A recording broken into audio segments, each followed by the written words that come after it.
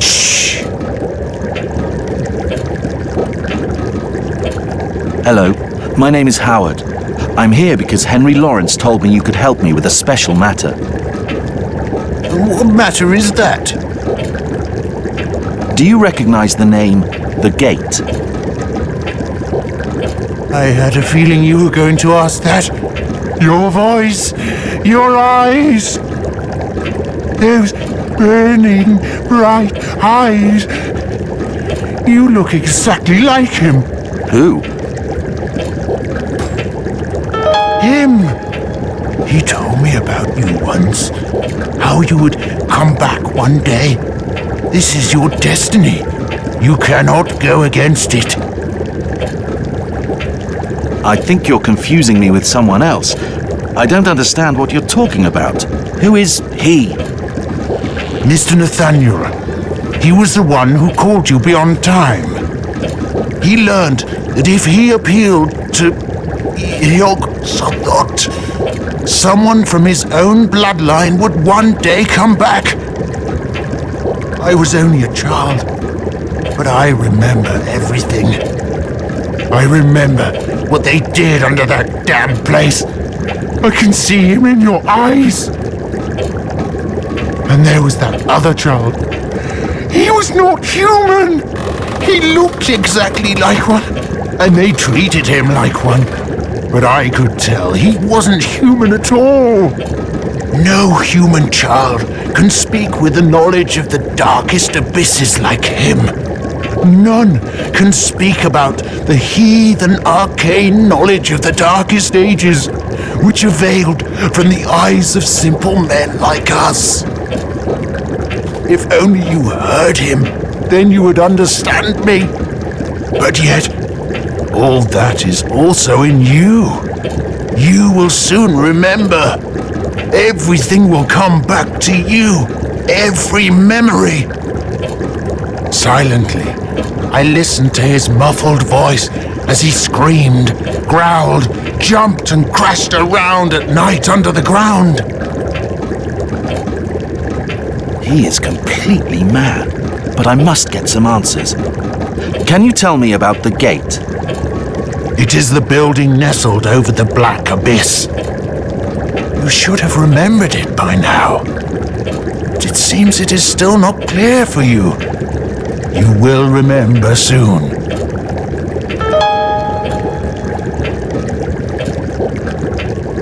What do you mean Mr. Nathaniel called me beyond time? They needed a blood descendant, but only such a person can do what they require. Mr. Nathaniel, he could speak with his ancestors. Or maybe the opposite was true. They told him to call you, and so he did. He somehow learned strange languages he never even knew existed. And with this knowledge, he read forbidden books gathered from around the world. Passages about summoning beyond time. Those fiendish necromantic murmurings and chants.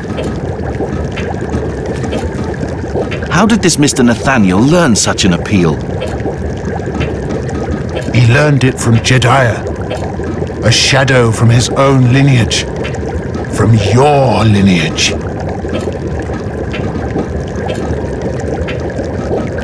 What do you mean by Black Abyss? That place is built upon a web of underground passages that lead to Gehenna. That's why they call it the Gate. It is the gate to the unlit hell beneath the surface that hides unimaginable secrets from our eyes.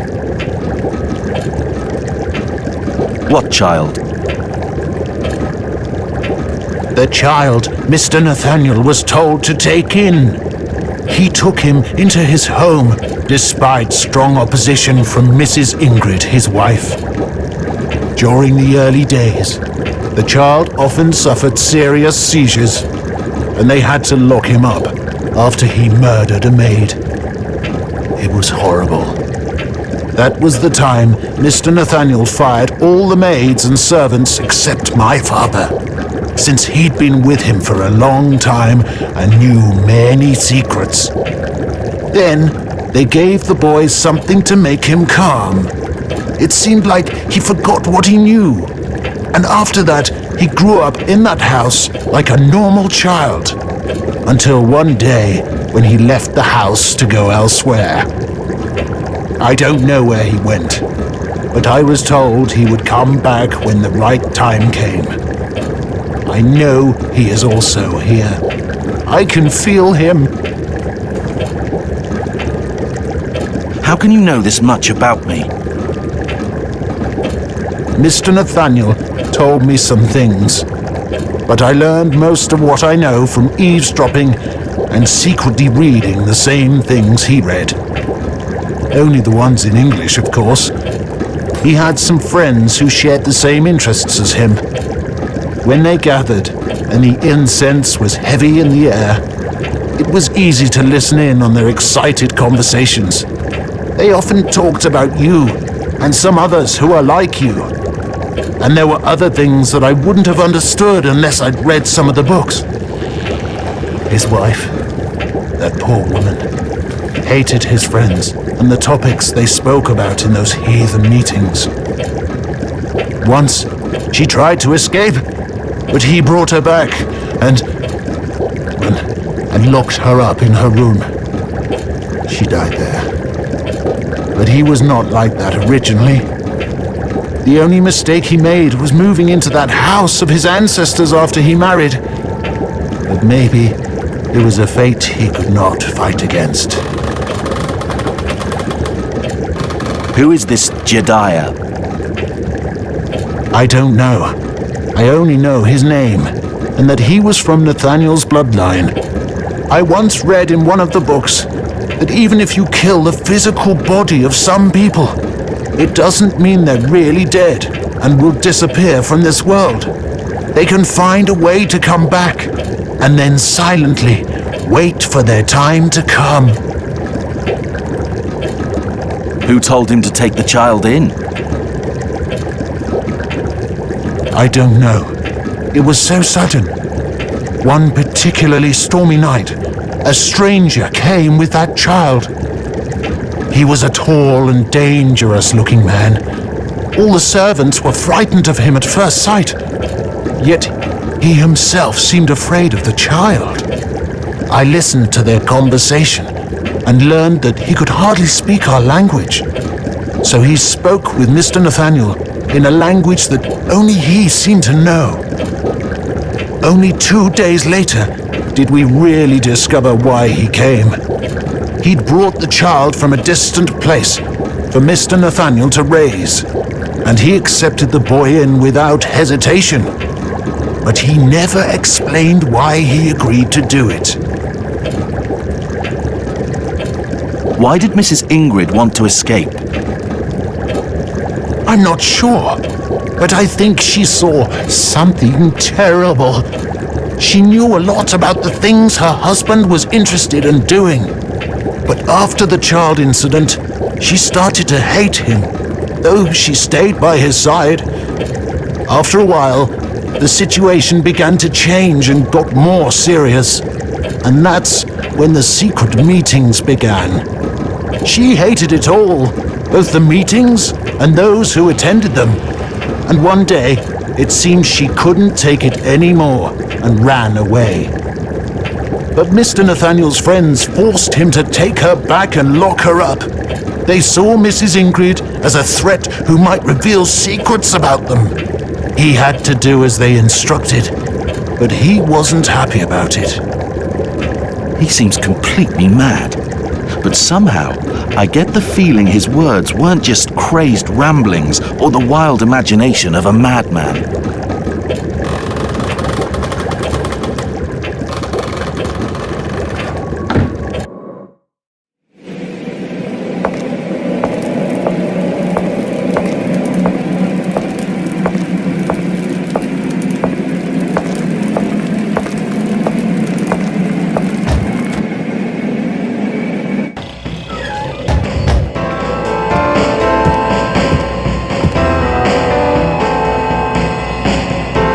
heard some unpleasant rumors about a mansion outside of town.